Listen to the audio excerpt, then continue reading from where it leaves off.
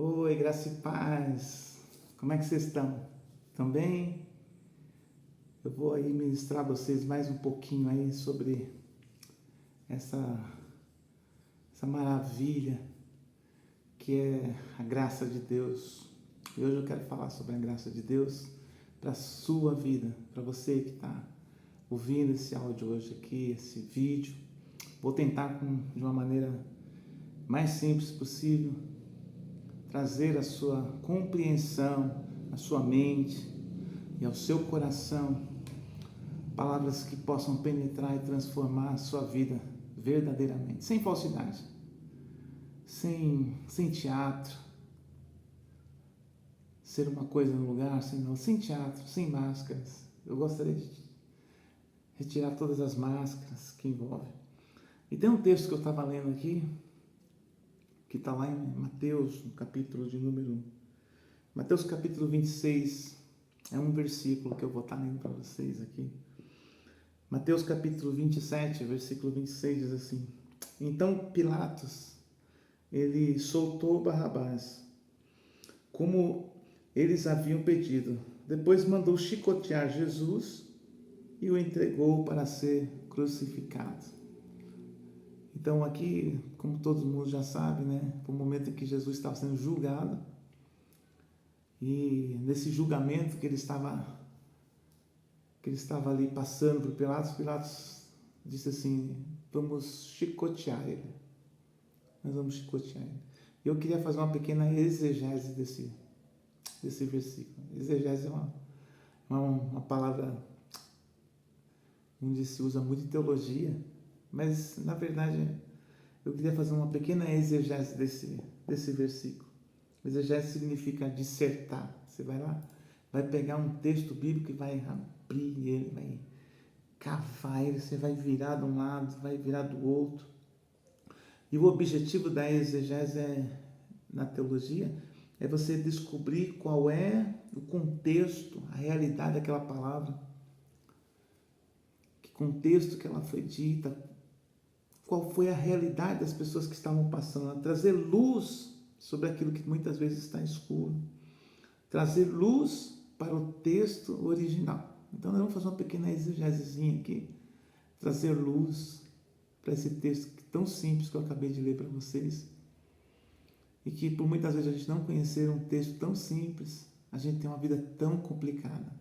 Se a sua vida está complicada, precisamos transformar essa vida numa vida mais simples.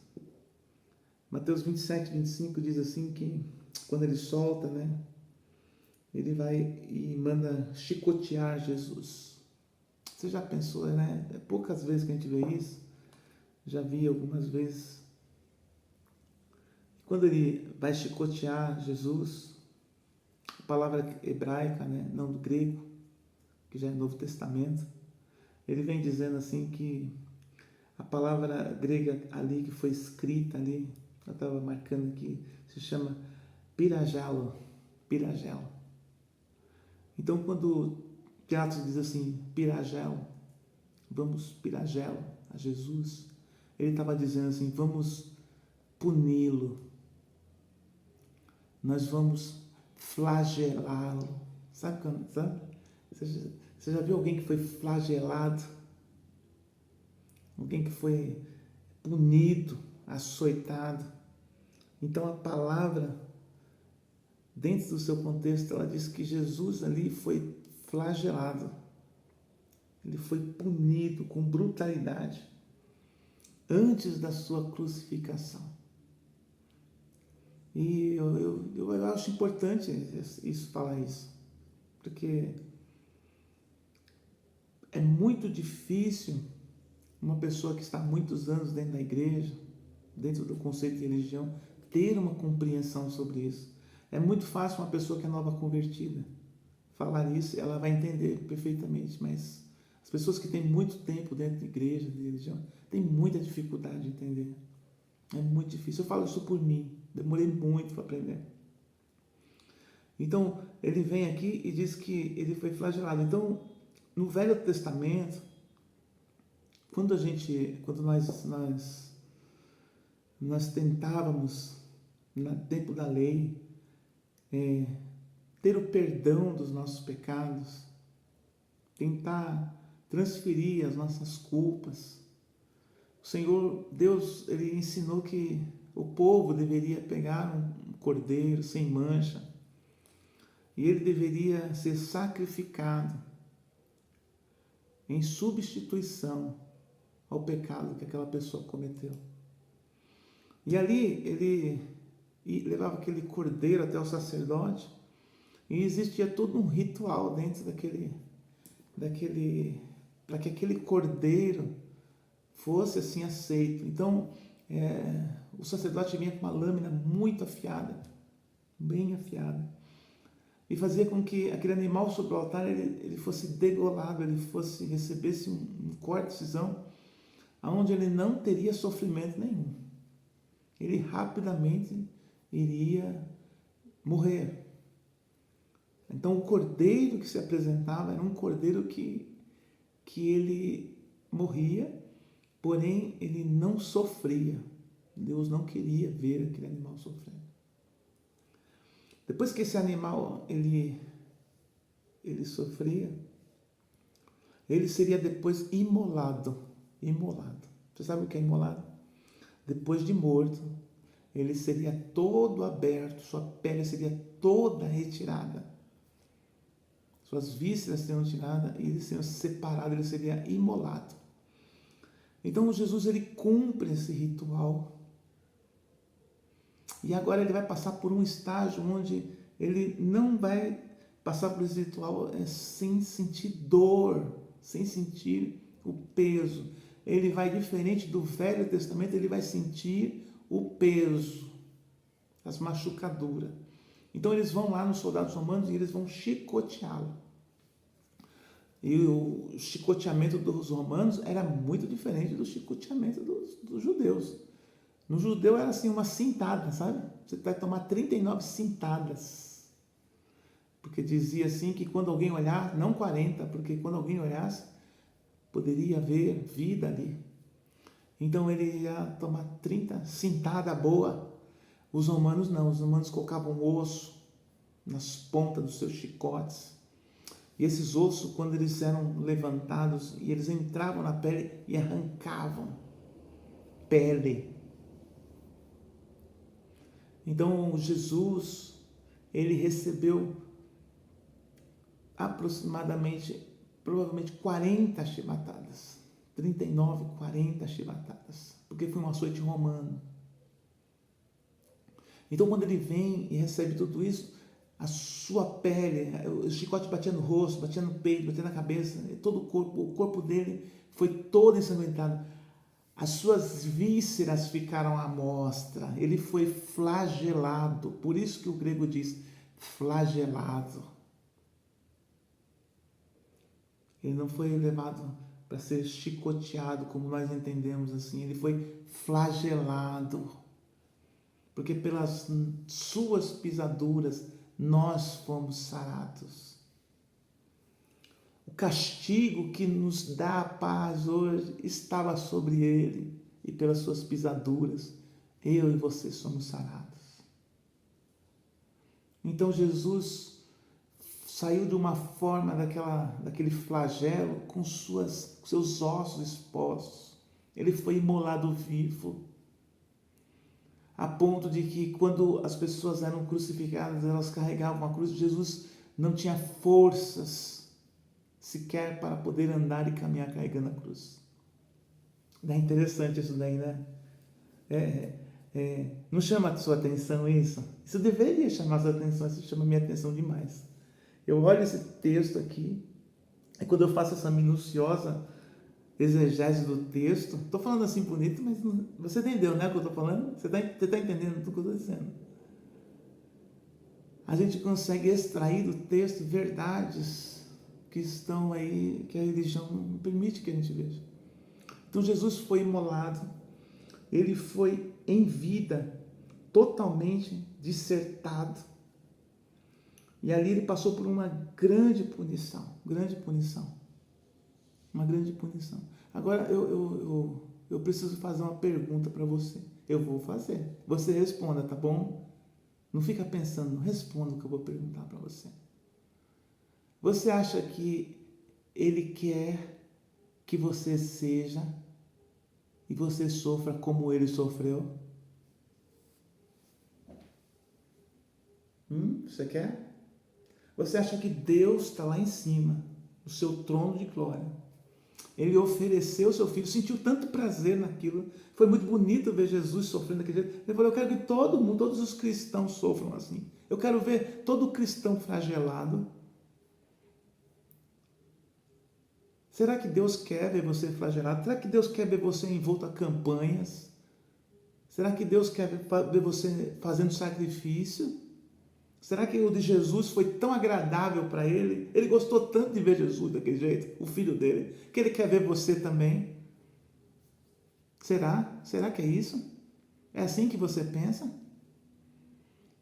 Pois a Bíblia está dizendo que o sacrifício de Jesus foi suficiente para aplacar a ira de Deus, sendo suficiente para perdoar todos os nossos pecados. Se o sacrifício dele é suficiente, por que nós procuramos tantos sacrifícios? Por que nós nunca estamos prontos? Achamos que temos que fazer alguma coisa a mais. Será que a gente precisa fazer alguma coisa a mais? Será que não foi suficiente aquele sacrifício? Responda isso. Você precisa responder. Porque se você responder isso, você vê o quanto de música nós estamos cantando e elas não têm nada a ver com a graça de Deus. O quanto de pregações, principalmente no Brasil. Principalmente no Brasil. Eu não sei mais que os outros, mas você olha, todos eles você tem que fazer alguma coisa. Todas as vezes Deus vai te punir, todas as vezes Deus vai te castigar, toda vez Deus vai. Será que você não vai descer? Será que não vai te machucar? Será que você não tem que jejuar? Será que você não tem que subir no monte? Será que você não tem que fazer uma campanha? Para que seja completo esse sacrifício? Eu não acredito nisso, eu não acredito mais nisso, eu não consigo mais acreditar nisso. Eu já fiz muito isso. Hoje eu não faço mais. Hoje eu acredito no sacrifício da cruz, é suficiente para a minha salvação. E pelas suas pisaduras, eu sou sarado. Eu não preciso mais subir, eu não preciso mais descer, eu não preciso ser humilhado, eu não preciso ser castigado. Eu não preciso passar por humilhação, eu não preciso passar por eu não preciso de nada disso, porque o sacrifício da cruz foi suficiente diante de Deus Pai, para poder perdoar as minhas transgressões e as suas transgressões também. Isso é graça. Isso é um favor imerecido. Isso é tão graça que a religião e os religiosos não aceitam. Muitas vezes você não aceita isso. Por isso que você pensa, sempre tem que fazer mais alguma coisa, não é verdade? Sabe o que você tem que fazer? Amar mais a Deus. A Bíblia diz, amarás por o Senhor teu Deus, e somente a Ele prestará culto. Esse amor a Deus, ele vai transformar o seu nível, a tua sintonia, cada dia mais alta. E como que se faz? Eu sou pastor, eu ensino leitura de Bíblia, eu ensino exegese, eu ensino como o líder vai se comportar, como a igreja vai se comportar, eu ensino tudo isso. Mas sabe uma coisa que eu não sei ensinar? Eu não posso ensinar, não é ensinável, é você amar a Deus. Porque o amar a Deus não é um ensinamento, é um estado de ser. Só quem nasceu de novo, sabe? Só quem nasceu de novo tem potencial e um estado de ser que ele ama a Deus. E quando ele ama a Deus, a última coisa que ele vai abandonar é esse Deus. Por isso que o Senhor fala, ame ao Senhor acima de tudo. Nos dias de hoje, nós estamos deixando Deus por tudo, não é verdade? Deixamos a Deus como a primeira coisa, não deixamos de trabalhar, não deixamos de comer, não deixamos de viajar, mas muitas vezes nós deixamos a Deus. E esse deixar a Deus tem muito a ver, não com a circunstância, mas com o estado de ser. Que esse Deus que está no céu possa trazer luz para a sua vida. Quando eles vão lá e dizem assim, eles vão dizer assim, no versículo superior: depois mandou chicotear Jesus.